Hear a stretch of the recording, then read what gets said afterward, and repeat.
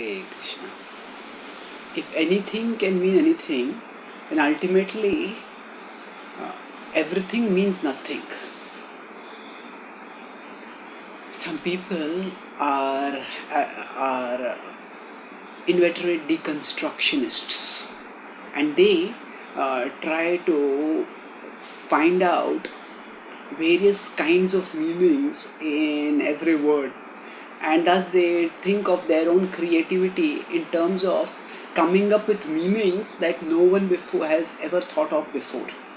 Now yes, that could be one kind of intelligence, to think about meanings that no one has thought about, but at the same time that is not the only this is not necessarily the sign of intelligence, because that may lead us to creatively into finding out new interpretations for things, but that doesn't lead us essentially to understand what the original person has said.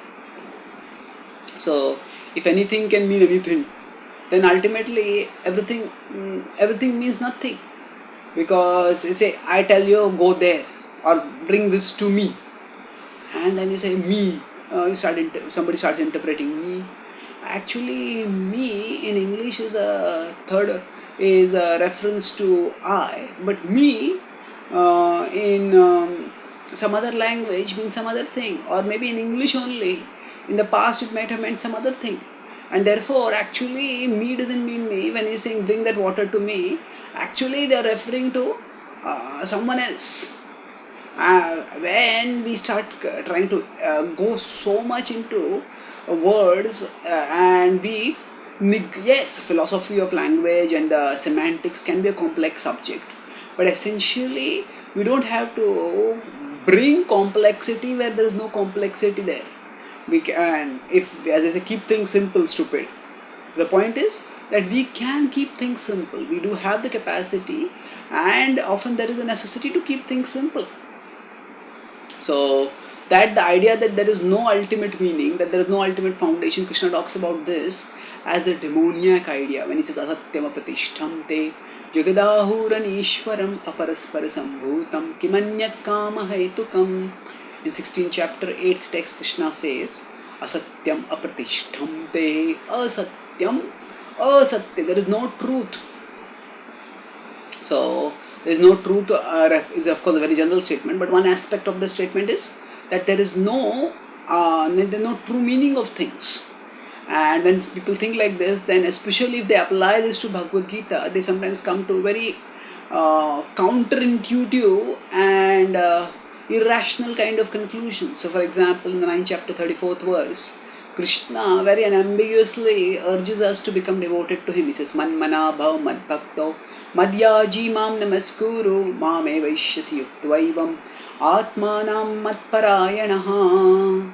So he says, Man mana bhav mad bhakto, become devoted to me. Man mana, fix your mind on me. Bhav mad bhakto, madhyaji, worship me. Mam namaskuru, offer your obeisances to me.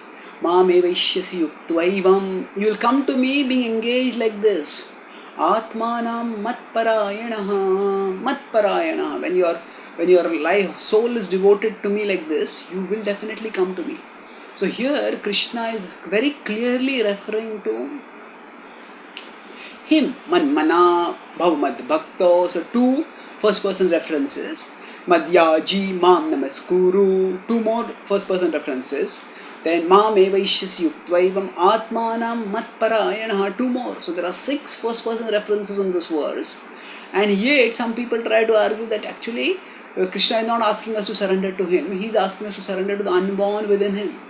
Now if we start interpreting meanings like this, then we may be exhibiting our cleverness, but our cleverness does not really bring any nearness within us to the author, to the speaker whose words we are interpreting.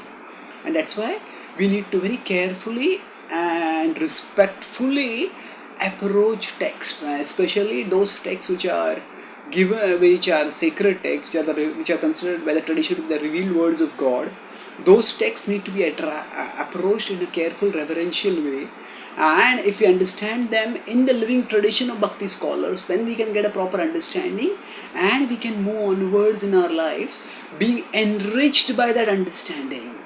So if anything can mean anything, then everything means nothing, because then even their explanation of something can also be interpreted in 100 ways, and there is no intrinsic meaning left to anything.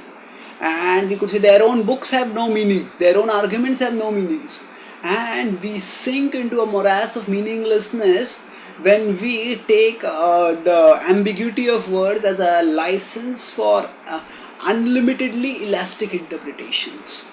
By understanding words in the overall context of the text, in the overall tradition in which the text has been understood, understanding text in a way that they can apply and transform our lives, and in a way that is coherent with the overall purpose of the text, then we can actually benefit from that text.